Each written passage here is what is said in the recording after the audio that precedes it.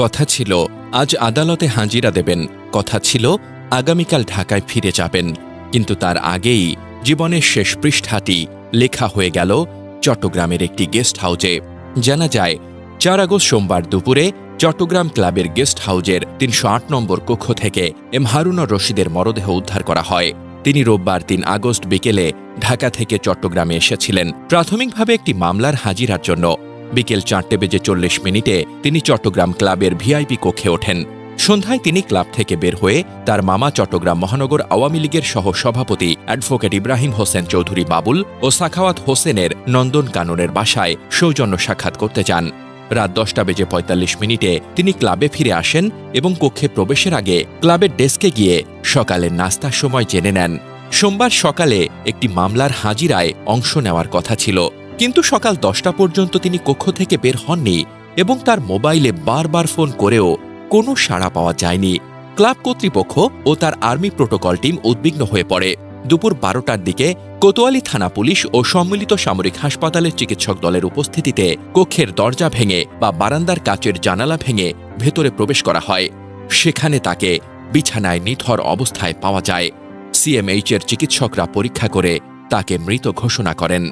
Chittagong club লিমিটেডের secretary অবসরপ্রাপ্ত commander Mohammad Ashraf Uddin BDnews24.com-কে বলেন, সকালে ওনাকে নিতে সেনাবাহিনীর গাড়ি এসেছিল।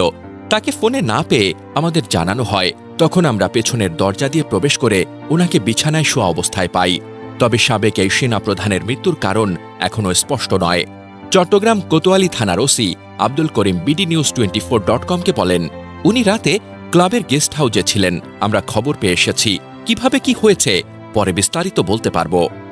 মামলার হাজিরা দিতে চট্টগ্রামে আসা ডেস্টিনি গ্রুপের ব্যবস্থাপনা পরিচালক রফিকুল আমিনও চিটাগং ক্লাবে ছুটে আসেন। উপস্থিত সাংবাদিকদের তিনি বলেন, এর আগেও আমরা এই মামলায় হাজিরা দেবার জন্য কয়েকবার চট্টগ্রামে এসেছি। কাল সকালে ওনার ফ্লাইট বুক করা ছিল, আমরা আজকে চলে যাব, এভাবে কথাবার্তা হয়েছে। এর মধ্যে কি হয়ে গেল? হারুনুর রশিদের মৃত্যুর খবর পেয়ে চট্টগ্রামে থাকা তার স্বজনরাও ছুটে আসেন চট্টগ্রাম ক্লাবে। তার ফুফাতো বোন অধ্যাপক ডাক্তার নাজিবুন নাহার সাংবাদিকদের জানান, স্ত্রী, এক ছেলে ও এক মেয়েকে রেখে গেছেন তার ভাই। ছেলে অস্ট্রেলিয়া এবং মেয়ে ও স্ত্রী ঢাকায় থাকেন। এম হারুনুর রশিদ মৃত্যুর আগে তার চোখ স্বেচ্ছাসেবী সংস্থা সন্ধানীতে দান করার অঙ্গীকার করেছিলেন, যা তার ফুফাতো বোন নাজিবুন নাহার নিশ্চিত করেছেন। তার মরদেহ সিএমএইচে নেওয়া হয়েছে এবং সেনাবাহিনীর আনুষ্ঠানিকতা শেষে হাটহাজারী উপজেলার পারিবারিক কবরস্থানে দাফন করা হবে। তবে তার মৃত্যুকে রহস্যজনক হিসেবে উল্লেখ করা হলেও পুলিশ ও চিকিৎসকদের প্রাথমিক প্রতিবেদনে কোনো হত্যার প্রমাণ পাওয়া যায়নি।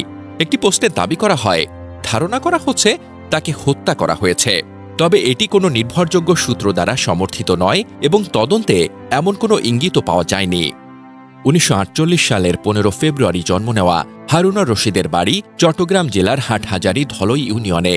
পাকিস্তান সেনাবাহিনীতে যোগ দেওয়ার পর ৪র্থ ইস্ট বেঙ্গল রেজিমেন্টে কর্মরত অবস্থায় ১৯৭১ সালে তিনি মুক্তিযুদ্ধে যোগ দেন। স্বাধীনতা যুদ্ধে সাহসিকতার জন্য বাংলাদেশ সরকার তাকে বীর প্রতীক খেতাব দেয়। ২০০০ সালের ডিসেম্বরে বাংলাদেশ সেনাবাহিনীর নেতৃত্বে আসেন হারুন। ২০০২ সালের জুনে অবসরে যাওয়ার পর সরকার তাকে অস্ট্রেলিয়া, নিউজিল্যান্ড ও ফিজির রাষ্ট্রদূতের দায়িত্বও দিয়েছিল। সেক্টর কমান্ডার্স ফোরামের সাবেক মহাসচিব হারুনুর রশিদ ডেস্টিনি গ্রুপের প্রেসিডেন্ট হিসেবে যোগ দেন ২০০৬ সালে। পরের কয়েক বছরে আরও বহু ক্ষেত্রে ডেস্টিনির ব্যবসা বিস্তৃত হতে দেখা যায়, কিন্তু জালিয়াতি ও অনিয়মের অভিযোগ এবং ক্ষতিগ্রস্ত গ্রাহকদের ক্ষোভ বিক্ষোভ তুঙ্গে উঠলে ২০২২ সালে হারুনকে কারাগারে যেতে হয়। পরে স্বাস্থ্য ও সামাজিক অবস্থা বিবেচনায় তিনি জামিনে মুক্তি পান। ডেস্টিনির গ্রাহকের অর্থ আত্মসাৎ ও দায়ে দুদকের এক মামলায় ২০২২ সালের ১২ মে হারুনুর রশিদকে ৪ বছরের কারাদণ্ড দেয় আদালত। সাবেক সেনা শাসক HM এরশাদের পর হারুনুর রশিদই প্রথম সাবেক সেনাপ্রধান যাকে কোনো মামলায় দণ্ড নিয়ে কারাগারে যেতে হয়েছিল।